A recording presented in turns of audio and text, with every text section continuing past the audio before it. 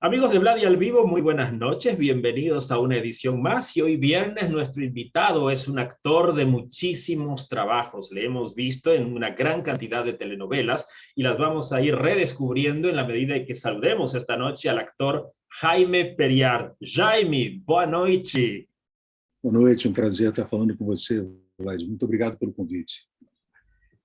Obrigado você pelo tempo também. Já para mim está sendo muito grato poder falar com os atores que fizeram parte de uma grande trama, que é a Dona Beija, que agora está de volta na TV boliviana e com certeza num horário muito interessante que o público está gostando. E tem outros que não assistiram na época, porque acho que aqui foi passado em 87, 88, 88, nem lembro bem, mas tem muita gente que está conhecendo essa história tão bonita que eu queria relembrar alguns momentos que vem à sua memória do seu personagem e de tudo que você viveu nas épocas das gravações há 36 anos atrás. Eu era um menino quando isso aconteceu. Isso mesmo. Foi uma novela muito especial, não só para mim, para minha carreira, mas aqui no Brasil. Foi uma novela que mudou o panorama da televisão brasileira. E isso tudo com um grande maestro, né? O Erval Rossano, que foi um desbravador, né? A TV Manchete tinha muito pouco recurso na época, e o Erval conseguiu realizar, não só com os atores, mas também com toda a parte técnica, parte de produção, um trabalho belíssimo que você vê tanto tempo depois, né? Ainda emociona as pessoas. E com uma história, aliás, que mesmo sendo de época, era uma história muito avançada, né, para a televisão brasileira, uma história que mostrava uma mulher forte, né, uma mulher praticamente independente, numa época em que as mulheres praticamente isso não acontecia. Esse personagem que foi ganhando força, inclusive mostrando o primeiro nu da TV brasileira, né, esse nu lindíssimo feito pela Maite Proença, no Cavalo Branco. Vamos lembrar um pouquinho do Avelino, qual era a participação dele na novela?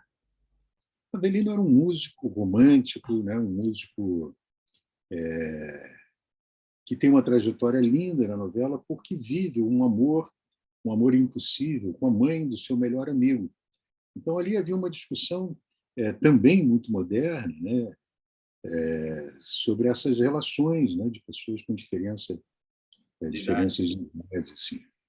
E nessa trajetória, vários questionamentos, né? Ser fiel ao amigo, o risco com o marido, mas, no final, a paixão, aquele amor que era tão intenso, tão verdadeiro, vence, né? Não há como escapar dele.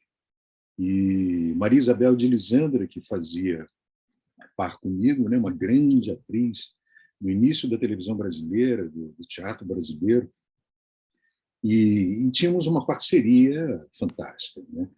Era uma novela muito diferente dos padrões atuais, porque havia uma preocupação com o texto, com a palavra, que para nós, atores, que gostamos disso, né, era sensacional. Você tinha cenas de 3, 4 páginas de texto. Então, você podia, na sua interpretação, desenvolver todo um trabalho de composição, de emoção, de tempos, né? E era uma época que a televisão confiava nos atores, né? E você tinha sempre a maestria dos grandes diretores que construíram a TV brasileira, né? Naquela época, não só o Erval, mas o Avancini e tantos outros. E eu, felizmente, pude trabalhar com todos eles. E quando eu recebi o convite, foi um momento muito emocionante, muito especial, realmente, para a minha carreira. Eu tinha acabado de fazer o meu primeiro trabalho na Rede Globo, a novela A Gata Comeu, que até hoje é um grande fenômeno aqui no Brasil. Já foi reprisada várias vezes, sempre é um grande sucesso. E eu tinha sido escolhido pelo Erval num teste para fazer A Gata Comeu. É um primeiro trabalho, uma novela atual, né? passadas no tempo atual, assim, sem grandes possibilidades de voos artísticos que a novela de época nos dá. E, ao final da Gata Comeu, o Herval troca de emissora, vai para a Rede Manchete e me convida para fazer um personagem com uma dimensão imensa na novela, né? E aquilo foi um voto de confiança muito grande para um ator que estava começando. Eu tinha 26 anos, 25 para 26 anos na época. E ali mudou a minha carreira, mudou a minha vida, né? Foi um ponto de virada.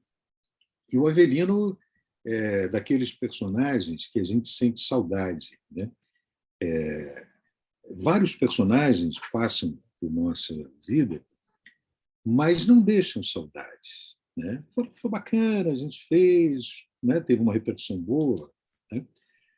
Mas o Avelino, eu me lembro que na última cena que eu gravei, eu tirei a roupa, estávamos numa fazenda gravando aqui no interior do Rio, e aí quando eu vesti a minha roupa, peguei minhas coisas, quando eu me virei, que eu olhei para a roupa estendida assim, em cima de uma cama do quarto onde nós estávamos, eu comecei a chorar. Eu falei, pô, não vou me encontrar mais com ele, né? Um homem tão interessante, um homem para sua época tão interessante, e vivendo aquele amor belíssimo, né? E que tinha um componente que eu acho que nos ajudou muito, que foi uma música composta especialmente para eles, a Idolatrada, que era uma música que ele tocava para a Dona Josefa e que ele tinha composto para ela. E aquela música foi marcante, né, para muitas pessoas e para mim, fundamentalmente. Eu acho que uma das coisas mais bonitas que a TV brasileira tem, justamente, é que, além de ter bons textos e bons atores, é que a trilha sonora, normalmente, principalmente das novelas antigas, era praticamente feita para as personagens. Então, ficava uma coisa tão, não sei, se entroçava tão bem, uma coisa tão bonita, que nós, o público, ficávamos também com isso na cabeça. Tipo, cada vez que essa música tocava, era uma referência da personagem, do ator e tudo isso. Não sei se agora está acontecendo isso. Acho que não, nesses, Não, nesses era, mais atuais, mas na época era assim. Eu lembro, para mim, eu vivi toda a minha adolescência, minha juventude assistindo novela brasileira, e eu sempre comprava os discos por causa disso, para lembrar dos personagens. O que você acha disso? eu sou do interior do Rio, né? Então, nós tínhamos muito pouco acesso, né, a discos, livros, enfim. E a nossa expectativa na cidade do interior, numa lojinha que tinha lá próximo da minha casa, é quando chegavam os discos das novelas, né? Então isso foi É. muito marcante para mim, né? Eu tinha até muito pouco tempo uma grande coleção de discos de novela em vinil, né? E que realmente nos marcava, né? Mas havia isso que você falou, havia uma preocupação de compor para o personagem ou achar uma música muito adequada, não só ao personagem, mas à história, à trajetória dele, né? E hoje é uma coisa mais imediata, mais comercial. Está voltando um pouco a composição de trilha, não exatamente canções para os personagens, mas a trilha tem ganhado um corpo muito grande nas novelas em função desse fenômeno das séries que acabou contaminando a novela, né? Então, hoje você pega novelas como Pantanal, por exemplo, que está estreando, você sente que há uma trilha original sendo composta, não canções, né? E isso faz falta. Eu realmente achava que complementava. O nosso trabalho ele é um complemento de muitos fatores, né? Naquela época havia uma preocupação, e assim, quando você começava uma novela, da construção, por exemplo, dos núcleos familiares. Então você pegava atores, você procurava uma química para aquele núcleo. Para o casal nem se fala, né? Para o casal é uma coisa emblemática que a gente aprendeu com Hollywood, né? Essa química do casal que você vai torcer 200 capítulos por um beijo final, né? Então, isso é preciso que tenha muita qualidade nessa química, né? Que realmente ela exista. Então, assim como a música, assim como a química, vinha o figurino, que era muito bem trabalhado, né? Você pega a Dona Beija, nossos recursos eram muito limitados. Nós não tínhamos estúdios, nós gravávamos em galpões de papel, né? A Rede Manchete era da Block Editores e fazia algumas revistas. Então, tinha um depósito de papel para imprimir as revistas, né? E num lugar muito quente aqui do Rio de Janeiro. E Nossa, não havia isolamento acústico nem refrigeração. E imagina aquelas aquela roupa de época, né? Como é que era? não, e aquelas roupas foram importadas da Itália, né? A Itália tem uns acervos, umas empresas de acervos de figurinos de época. Então tinham roupas ali usadas por grandes atores em vários filmes. Tal. Só que Nossa. um calor assim absurdo, né? Eu me lembro uma cena com a Maitê e o Sérgio Brito, o grande amigo Sérgio Brito, que quando eu me virei, o Sérgio, que estava atrás de um sofá, desapareceu, né? Tinha desmaiado de calor. Né? Nossa. E, então, havia uma dificuldade. Assim, você tinha uma cidade cenográfica muito pobre, né? Só com as fachadas, assim, muito rudimentar, tudo. Mas aquela gente, aqueles atores, técnicos, produtores, né? Com a batuta do Erval, eu insisto em dizer, compraram aquela ideia, né? Se jogaram com toda a vontade, com todo o seu profissionalismo, o seu talento. Né? E aí a novela se realizou. Você, Jaime, você quando gravou a novela e viu que a novela já foi sendo um sucesso no horário nobre do Brasil, competindo com a Globo, aliás, que não lembro qual era a novela que estava no ar naquele momento, e tirando, né, muito do número muito surpreendente de público. Você achou que isso ia ter uma chegada assim a nível internacional? Que de repente, porque eu não sei, eu não sei os tempos, mas eu acho que Dona Beija foi a primeira novela de exportação da Manchete. Eu acho. Eu acredito que sim, porque as outras que eu me recordo vieram depois. Né? Uma delas eu fiz, a Chica da Silva. É, você estava lá. Mas a, a, a gente não tinha essa dimensão. A gente não podia ter essa dimensão.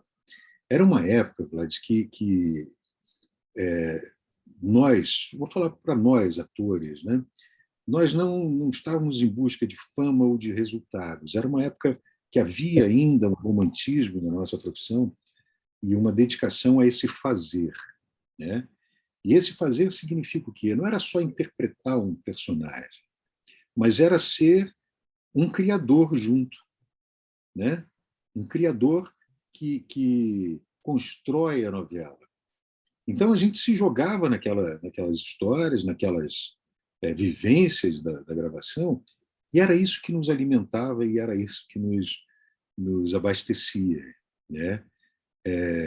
Como a maioria de nós, principalmente da Dona Beija, vinha do teatro, né? A nossa maior recompensa, óbvio, era o aplauso. Né? Claro, somos atores profissionais, vivemos disso, mas a grande recompensa era o aplauso. Mas a gente não ficava pensando no resultado que seria, para onde iria. Né? Essa ingenuidade, na verdade, nos trazia muita alegria, porque quando havia um resultado como Dona Beija, era um prazer imenso. Né? Então, eu acho que foi uma novela surpreendente em todos os sentidos. Mas se a E a gente gente... falar se a gente falar de Jaime Periara, a gente tem que falar de muitas novelas que tiveram esse grande sucesso internacional. Eu vou nomear algumas para o público relembrar desse personagem tão querido aqui, das mais recentes, Nuevo Sol, que no Brasil foi Segundo Sol, né? Além da novela Parte de Mim, que foi Sete Vidas, no Brasil, La Guerreira, que tem o nome de Salve Jorge, no Brasil, e eu estou falando de algumas muito mais Essas recentes, foram, onde essas você... foram as mais recentes na Globo, né? Mas, na verdade, no total, são 33 novelas, felizmente, né? El E Clone, fora Chica todos da os outros. Silva, Sim, América, América, Rueda de Viagem. Fuego, uau, tudo isso. Rueda de Fogo foi outra novela que foi sensacional. Mas nessa trajetória, assim, o resultado dos trabalhos, né, sempre foi muito surpreendente para mim. E eu pude conhecer, né, alguns países, estar em alguns lugares e me ver dublado, que era uma coisa sempre muito interessante, ver o colega que me dublou, como é que ele percebeu a minha interpretação, né? E é muito interessante, muito, muito interessante. Pois é. Você E, já se viu dublado lamentavelmente, em não quantas conheço línguas? outro livro. Né? Você já se viu dublado em quantas línguas, E Jaime? vários.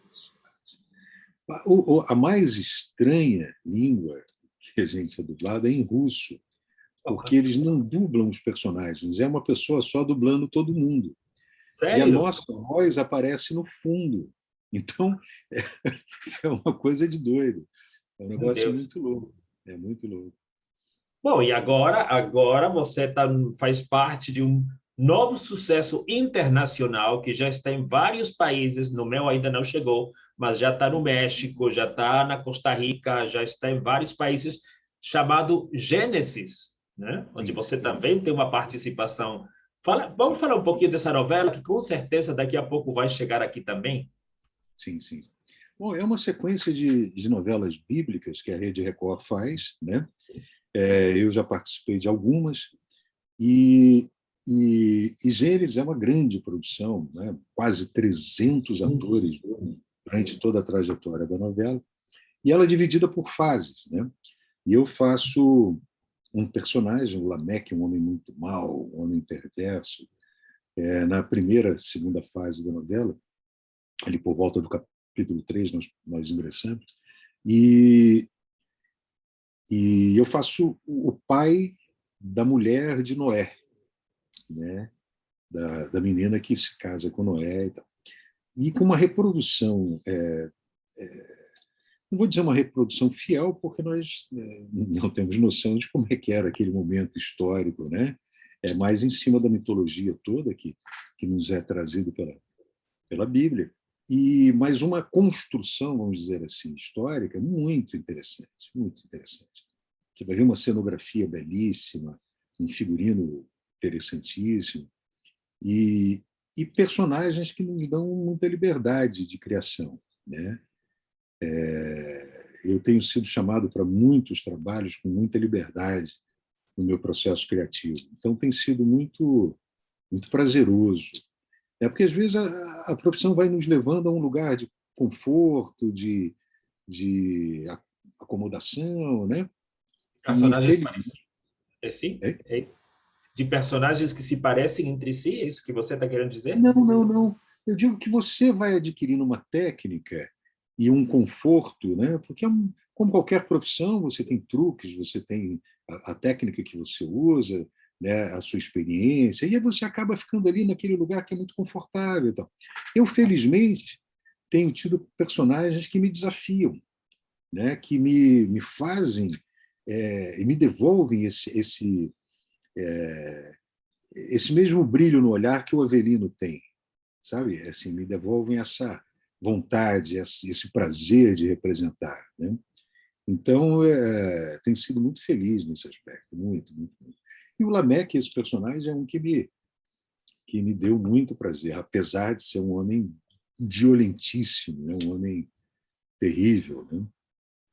Ah, eu estou E doido aí, para assistir. Estou louco para assistir essa novela, ainda não passou aqui, mas eu tenho visto alguns reportes, não sei se é repórter, não sei como diz no Brasil, quando a medição do Ibope que tem agora, sim, pelo sim. menos no México, que é um país que produz muita novela, e a novela está lá num canal que, de repente, não é a rede mais grande do México, mas está tirando altos números lá. Então, o que está chamando muito a atenção da empresas como Televisa e TV Azteca, que são que né, geralmente produzem mais novelas, e Gênesis está aí, né?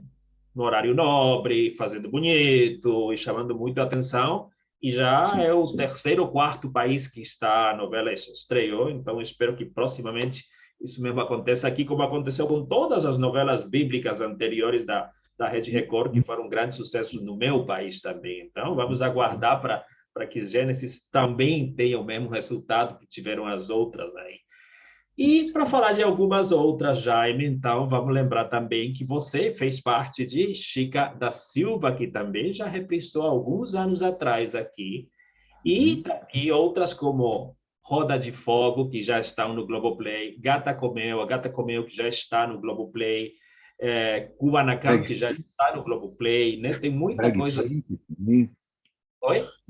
Brega e chique. Prega e Eu não, Chique também está no Globoplay. Nossa, tem muita coisa sua lá, se eu não me engano, a Viagem também está lá. tá? Sonho Meu está lá. Chegou há pouco? Várias já estão no Globoplay, várias, várias. Que bom, né? E eu acabei descobrindo muita coisa na internet, consegui ver novelas inteiras disponibilizadas, assim, muitos trabalhos que a gente não tinha registro, né, porque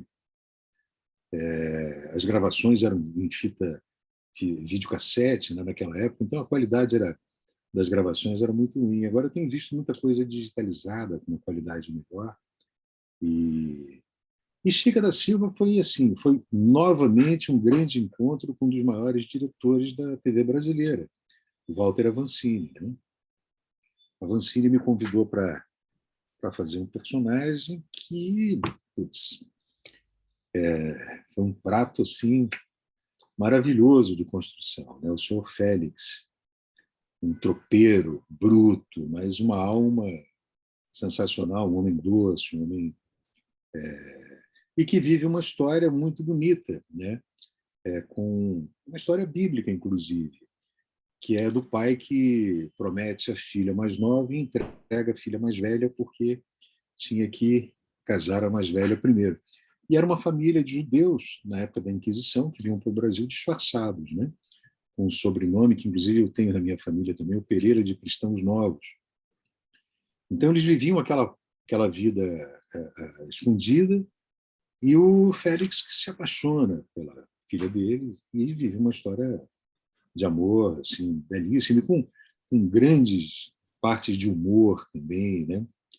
Mas o Félix era esse tipo de personagem que eu estava te falando, de uma composição inteira de corpo, de voz, você poder explorar tudo isso. E o Avancini era um diretor que, nossa, tirava da gente o nosso melhor, né? Coisas que a gente nem sabia que era capaz de fazer na interpretação. E foi um grande sucesso aqui no Brasil, foi um grande sucesso. Foi mesmo, foi mesmo. Foi outra novela que também chamou muito atenção na época, né?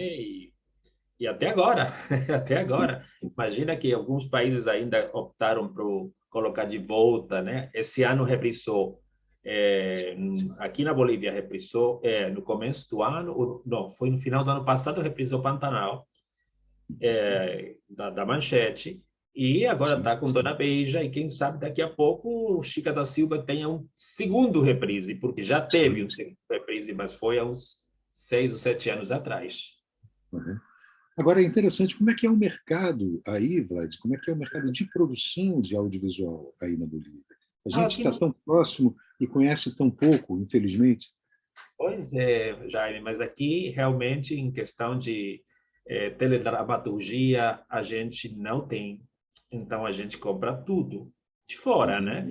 E os Sim. provedores agora sempre foram normalmente o México, depois veio o Brasil, que entrou pouco a pouco com Escrava e Isaura, com o Bem Amado, e depois foram se somando a outros trabalhos, né? A Manchete veio no meio, com esses que eu já não falei para você. A Argentina, algumas coisas, E praticamente no final da década de 90 começaram os colombianos, né? E os peruanos que agora também estão vendendo para a gente. A gente só teve uma tentativa de uma novela feita aqui, que aliás eu participei em 2 capítulos. Olha que bacana. Foi muito engraçado, porque eu não sou ator, mas eu queria fazer e a produção foi feita pelo canal que eu trabalho aqui, então eles me deram uma participação especial. Mas foi só isso, né? Não tem outras novelas feitas na Bolívia. Então a gente tem que comprar trabalhos de fora. Uhum. E para mim, quer dizer para mim que eu gosto, que eu assisto novelas de diferentes países, eu sempre gostei muito mais das novelas brasileiras pelo texto. Eu Uhum. gosto da realidade que vocês dão, mesmo quando a novela é comédia e vai ser levada para, né, para fantasia e tudo mais, e coisas irreais, mesmo assim o Uhum. texto, eu estou falando da minha percepção, o texto é Sim. mais direto. Já Uhum. os mexicanos, o resto, tem aquela coisa que você acaba dizendo, a vida não é assim. Uhum. Uhum. Eu não me sinto identificado com isso. É uma percepção muito pessoal. Eu sei que tem muita gente que gosta de novela mexicana, inclusive Uhum. no Brasil tem um grande culto por novelas mexicanas também, mas no meu caso é da forma como eu vejo. Não, eu compreendo. É uma questão de uma estética que às vezes a gente não acredita, né? Mas é uma questão estética realmente que outros países têm. As coisas mudaram muito agora por causa do streaming, né? Das séries, as coisas estão se transformando muito. A gente nem sabe qual é o destino da novela como a gente conhece, né? Eu acho que ela ainda tem um tempo, né? Mas acho que não é esse tempo não é tão longo, porque os costumes mudaram, né? Nosso sonho antigo era ter uma TV grande, uma tela grande em casa para poder ver cinema, novelas, enfim, esporte. E hoje todas essa geração, essas gerações que estão chegando, elas assistem tudo pequenininho no seu celular, no seu tablet, né? Então até a forma do nosso trabalho tem que mudar para se adequar a isso, né? E o streaming trouxe aquilo que foi a grande transformação. Você assiste a hora que quiser, em qualquer lugar, o capítulo que quiser, né? Antes nós tínhamos hábitos no Brasil que eram hábitos muito de acordo com a grade da televisão, É isso né? mesmo.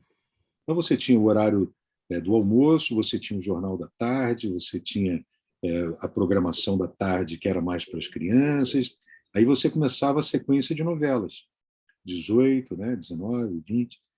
Esses horários acabaram. A novela das 8 aqui começa às 10 agora, né? Não, é isso mesmo. E essa transformação de comportamento que vai definir a duração desse formato novela, que é muito longo, né? Exige que você tenha esse tempo. Como tudo está migrando para o streaming, ainda é possível assistir nossos trabalhos antigos. Mas você não, você, quando eu digo em termos genéricos, não consegue mais 200 capítulos. Não consegue se interessar por 200 capítulos. É muito difícil. O nosso hábito cotidiano mudou muito. O nosso tempo de ouvir, o nosso tempo de participar, né? Esse tempo ficou diferente com essas novas mídias, né? Inclusive, Jaime, inclusive as novelas do Brasil que estão sendo exportadas agora para fora, eles fazem alguma coisa chamada edição internacional, o que reduz a quantidade de capítulos. Vamos dizer assim, que uma novela no Brasil teve 160 capítulos no ar. Na versão internacional, ela vem só com 100 capítulos. Então, é justamente isso tem acontecido, por isso que você está falando, para as pessoas terem essa continuidade de assistir ainda na TV aberta, porque o streaming, a vantagem do streaming, pelo menos para mim, é que eu posso assistir no horário que eu quero assistir, né? E se alguém ligar para mim, eu dou um stop, vou lá, falo no telefone, volto e a novela está exatamente onde eu deixei.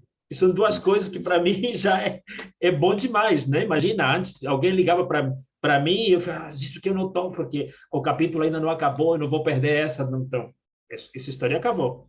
E outra coisa que eu acho interessante no streaming também é que você pode falar de coisas que, de repente, a TV aberta não deixava na época, e que agora muitos conteúdos estão falando Sim, de sim. outros temas, né? De forma Isso. mais aberta nesse sentido. Uhum. Sim, sim. Essa, para mim, Sem são as dúvida, grandes vantagens. sem dúvida, sem dúvida. Não, muda tudo, muda a forma, muda a temática, muda tudo, porque nós mudamos, né? Não é a televisão que mudou, nós mudamos, né? Em função dessas novas mídias e dessa possibilidade que estamos tendo aqui agora, né? A barreira de tempo e lugar, né, desapareceu, né? Então, hoje podemos conversar em países diferentes. Quando poderíamos imaginar isso, né? De estarmos juntos, realizando um trabalho, ou seja, o que for. Existem experiências hoje, principalmente na música, né? De músicos que tocam, cada um num lugar do mundo, e fazem não só o seu disco, mas fazem todo um show, né? Então, isso também tem sido tentado para a ficção, né? Tudo muito embrionário ainda, mas muitas coisas acontecerão, né? Ah, com certeza. Vem produtos novos, né? A própria série já se modificou. Eu me lembro que quando as séries americanas começaram, e foi um fenômeno inexplicável, né? Existe uma história disso tudo que é sensacional, como essas séries surgiram e como atraiu não só o público, mas os grandes atores e diretores para a TV americana. Porque era muito mal visto você ser um ator de televisão nos Estados Unidos. Você tinha que ser um ator de cinema. E hoje todas as grandes estrelas, né, migraram, fazem trabalhos na televisão. Esse processo todo, quando veio para o Brasil, todo mundo falou: opa, vamos fazer série, vamos fazer. Só que a gente não tem a manha, né, do sitcom americano. E a realização daquilo é um processo muito interessante. Às vezes você tem 15, 20 roteiristas, um especializado no final do capítulo, outro especializado na piada. Outro... É um processo. Aí o que aconteceu? Houve um processo reverso de um tempo para cá, né, que começou com as coisas mexicanas. Tem uma novela que é muito emblemática, uma novelinha não é desmerecendo, porque ela é pequena, com 100 capítulos, que é 100 Dias para Enamorarnos. 100 dias para enamorar-nos, sim, eu sei. Né? Quando eu vi aquilo, eu falei: olha, cara, estranho, é uma novela, não é uma série. Né? E aí eu fui ver depois, eu estou escrevendo uma série a gente está em fase de levantamento de produção e tal, em breve a gente vai realizar. E aí eu fui ver com os produtores, né, que havia um pedido das plataformas para não fazermos como série, fazermos, se a gente podia estender para fazer como uma novela pequena. Aí eu falei: ué, né, voltamos a alguma coisa, né? Então, essa experiência mexicana também já mexeu no mercado de streaming. Né? Então, muitas novidades, muitas coisas vão.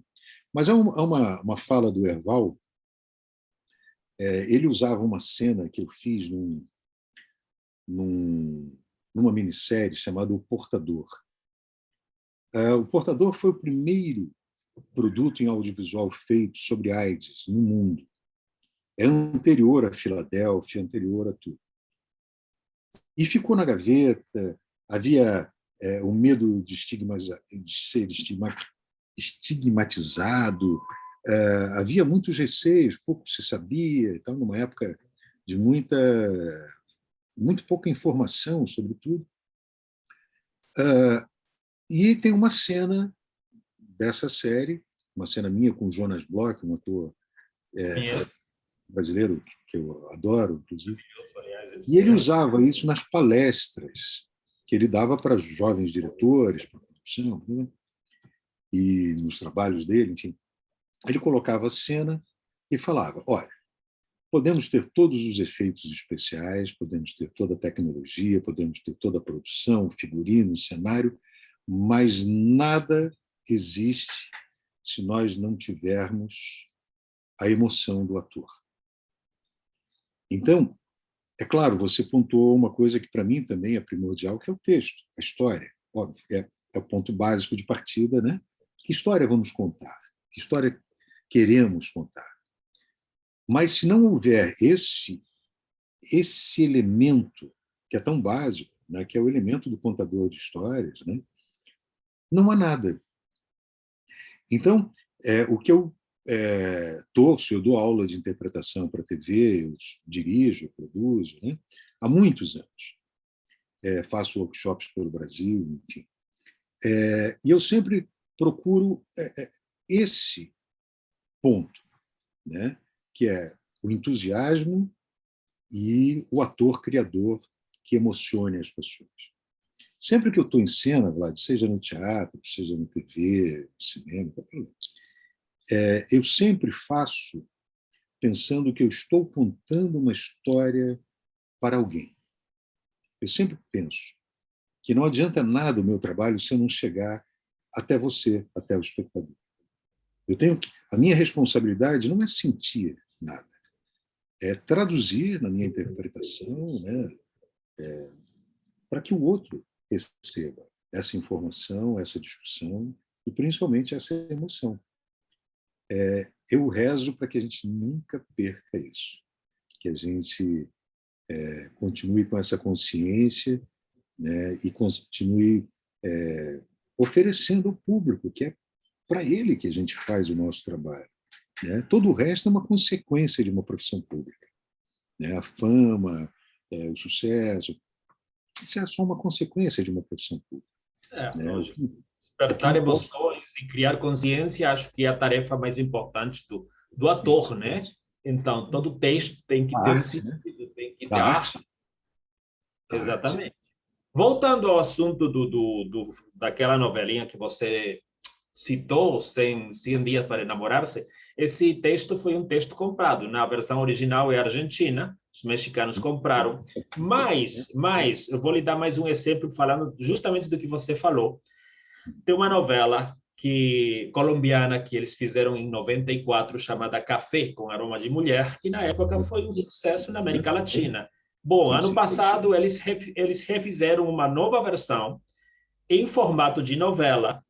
A novela foi estreada na Colômbia, não foi um grande sucesso. Estreou nos Estados Unidos, não foi um grande sucesso. Foi para o streaming e acabou sendo o trabalho mais importante em quase 25 países, inclusive o Brasil, sendo o número 1, o que não tem uma explicação lógica, porque é uma novela não de 100 capítulos, mas é de 88 capítulos, o que é longo, normalmente, para ser uma série, né? E no formato de novelas. Então, não tem uma explicação para isso. E você falou isso, eu queria justamente tocar nesse ponto, porque achei interessante, né, que um trabalho em formato de novela, num streaming, tenha tanto sucesso, tanta chegada, e não assim na TV aberta.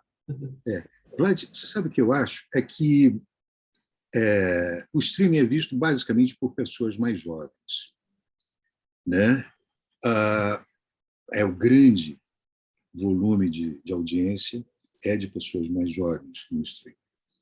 Eles não tiveram contato com esse tipo de novela, com esse tipo de emoção, e às vezes com esse tipo de ingenuidade de história, né? É um público criado muito em cima de um realismo muito violento, muito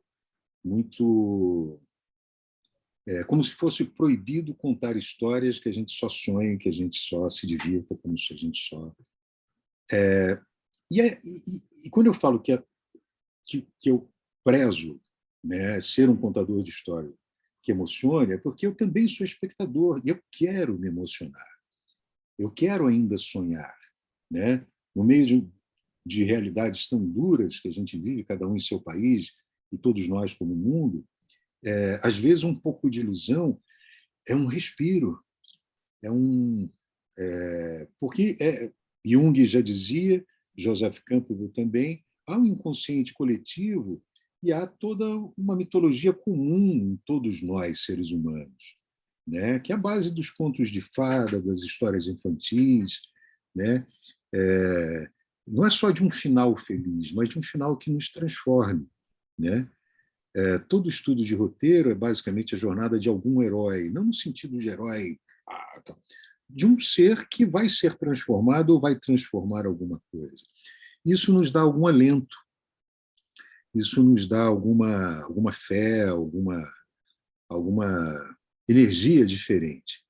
E às vezes você pega até a estética é muito fake, muito bonitinha, muito arrumadinha, né? Eu, como você, gosto de uma estética mais realista, né?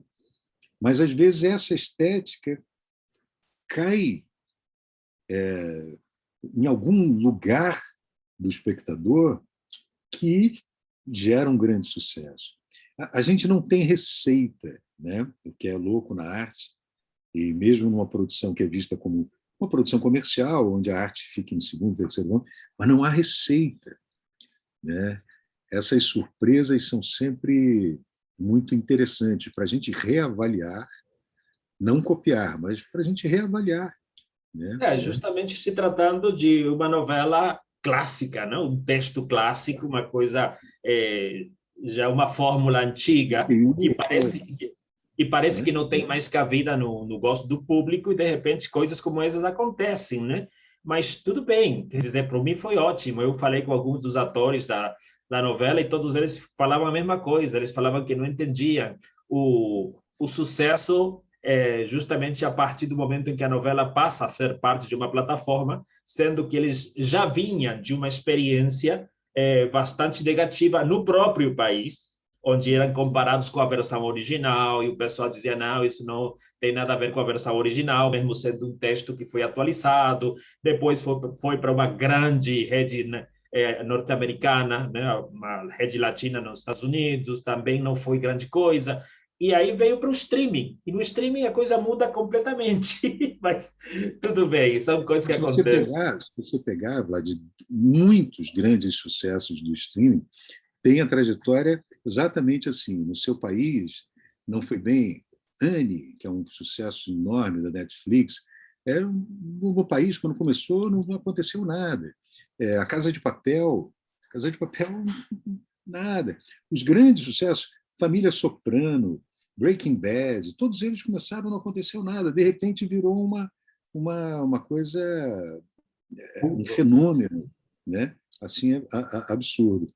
É, não há receita, não tem receita de bolo, né?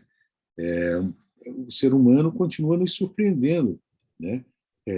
Mas eu acho que está muito em cima dessa procura, às vezes, de um pouco de respiro, de um pouco de ilusão, né? É claro que é fundamental que façamos trabalhos que discutam temas importantes, relevantes, mas eu acho que houve um momento que a gente perdeu a mão porque a gente não deu nada em troca. A gente só jogou a realidade em cima do espectador no momento que ele queria entretenimento. Isso aqui no Brasil afastou, né?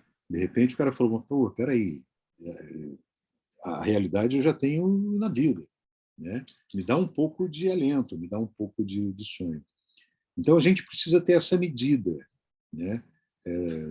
Não só fazer essas discussões importantes, tudo que a gente sabe que é fundamental, mas também propiciar o sonho, né? Propiciar o encantamento, né? Também acho. Jaime Periar, obrigado, meu querido. Que prazer poder compartilhar esses momentos com você. Você é uma pessoa muito interessante. Aliás, eu já acompanhava todos esses trabalhos que eu nomeei para você aí, e espero que essa seja a primeira de muitas vezes que a gente possa falar, né, de Com certeza. tantos projetos lindos que você tem na sua história e daqueles que virão, Sim, imagino, sim. não, com o passar do tempo. Então, eu quero lhe agradecer por essa oportunidade. Você sabe que nesse país você já tem um grande clube de fãs aí, não só por Dona Beija, senão por todas essas novelas lindas, onde você teve a oportunidade de nos presentear com grandes personagens. E, bom, seja até uma próxima oportunidade. Boa noite, Chay. Muito obrigado, Vlad, a oportunidade de falar com seus telespectadores e com você, te agradecer o carinho e a forma como você conduziu toda a entrevista E com certeza não será a última vez. Tomara que um dia eu possa ir à Bolívia e estar aí, né, num país tão próximo do nosso, com uma cultura tão incrível, tão interessante. E vou torcer para que a Bolívia faça produtos audiovisuais. A gente precisa disso. Tomara que sim, tomara que sim. Você já está convidado, querido Jaime, você já está convidado. Y el día lunes vamos a continuar hablando de Doña Bella porque nos visita la actriz Via Silent. Vamos a estar conversando con ella también para continuar hablando y descubriendo algunos de los personajes más importantes de la televisión brasileña, como siempre por acá, por Vladi al Vivo. Buenas noches para todos ustedes y hasta el día lunes.